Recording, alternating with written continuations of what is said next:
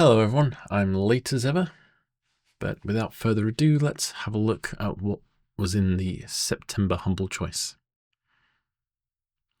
First up is WWE 2K25. I have never liked a single one of the games in this series that I've ever played. I had to sit listening to crappy auto-tuned reggaeton for several minutes until I found where the settings were to actually change the screen resolution. The UI in this is abysmal. Thought I'd dive right in. Turns out it's a mix of fighting and blooming quick time events. So my review of this is give me my 100 gigabytes back. Absolutely irritate me to death, this game. Maybe multiplayer it's okay, but other than that it's just crap. Now next is Destiny 2 The Legacy Collection, and this one's a bit weird because Destiny itself is free to play. And it's so big that I never really put the time in. I thought I'd fire it up, and the intro suffers a little as it's kind of repetitive and confusing, and you don't move to the next objective until you've killed the same stuff a bunch of times to get the kills or drops or whatever. But it's an MMO after all, so looking for respawns is par for the course. I'm not sure I care enough to play this too much more, but it's a nice looking game and it plays well enough. I had it a good while, and it's free to play, which means it's a bit of a waste having it here because just for some DLC or whatever this thing is, doesn't really make it worth buying the bundle. At least it sucks less than WWE, but you could have it for free without buying Humble Choice. Next is the Plucky Squire. This is a story game and it's really fun, and the voice reminds me a bit of the narrator from Little Misfortune. It's kind of a general 70s kids animated show narrator vibe.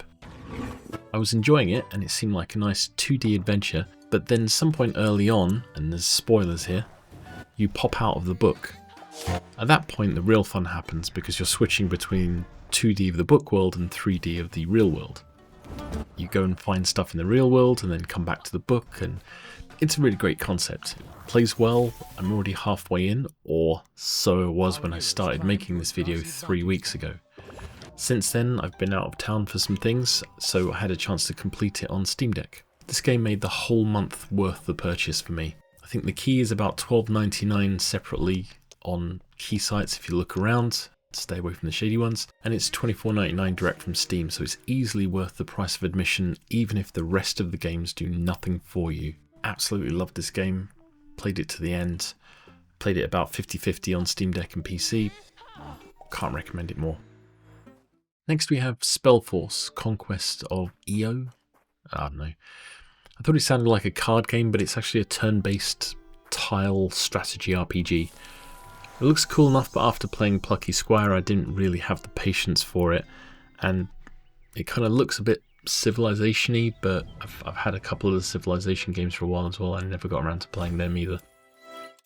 Next we have Return to Monkey Island. So the first thing I'll say here is that I've already played it and finished it on launch back in, I think, 2022. Years ago on the Amiga I played the first 2 games, and it eventually got a PC re-release with a remaster where you swap between old and new visuals. A quick recommendation for those is that they're worth playing. The second is slightly better because you can play with the old graphics but the new audio and voiceover. After those 2 we had a more cartoony style animated version which I really rated as well, and then they kind of attempted a 3D version. This was probably a result of some adventure games near the time going 3D like Grim Fandango, and it's always been the hardest game to replay as on modern hardware and controls it can be quite janky. 22 years later we get a sequel, one that looks a bit like halfway between 3 and 4 but seems to imply that 4 didn't really exist, and I can live with that. It was so much fun to get into the world of Monkey Island again that if you never played this but played the others, I would definitely give it a go. Well, you know, I'm here to talk to the pirate leaders about it. Now, Eastern Exorcist is a side-scrolling hack-and-slash game. We've seen a few of these over the last few months. It looks nice and has plenty of moves to learn, and it's a good candidate for Steam Deck play, but I'm not sure overall I got into it. It felt a little repetitive, but if hack and slashes are your thing, then you'll have a good time. Warhammer 40k Speed Freeks. I'll read my notes verbatim on this. Yes, I'd like the tutorial. Oh, waiting for game to start. What kind of tutorial is this? Well, if this is any indication of the real game, I'm out and getting my 16 gigabytes back. I looked it up online, and a complaint a year or so ago was that there were no players to play with, so that's going to be double now. It looks like an attempt at a Warhammer 40k Rocket League or something. It kind of looks like Twisted Metal meets 90s Carmageddon, but without any pedestrians to mow down. Maybe. No idea. I didn't like it. It didn't really feel like a good game. And lastly we have Grapple Dog. This is a decent platformer and nice to play on Steam Deck.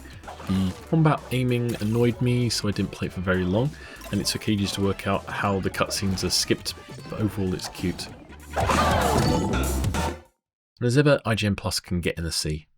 It's not for active IGN Plus subscribers, blah blah blah. I've wasted enough of my breath on this in the past. So that's it. What do you think? I had a really great time playing the Plucky Squire, and Return to Monkey Island is worth a play for any fan of the series. Destiny 2 is solid, but it's also free, and everything else really isn't for me. WWE can really suck it though. 100GB install, and the UI is abysmal. Got a few videos mid-completion at the moment, so hopefully I'll get a bit more content coming soon, maybe. Probably on the Shut Up Warlock channel. I'm going to look at some games that I've enjoyed or completed from previous bundles and do a little video on what I liked about them.